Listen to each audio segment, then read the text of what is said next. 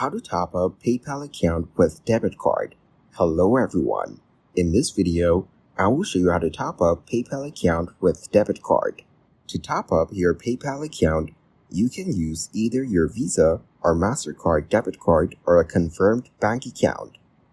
Adding money with a debit card is instant, while using a bank account typically takes 3 to 5 business days.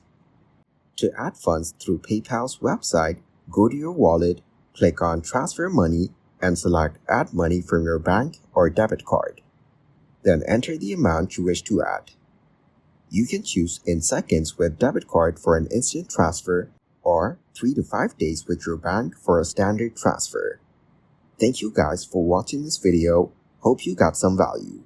Make sure to like the video and subscribe to the channel to get notified of new videos. See you in the next one.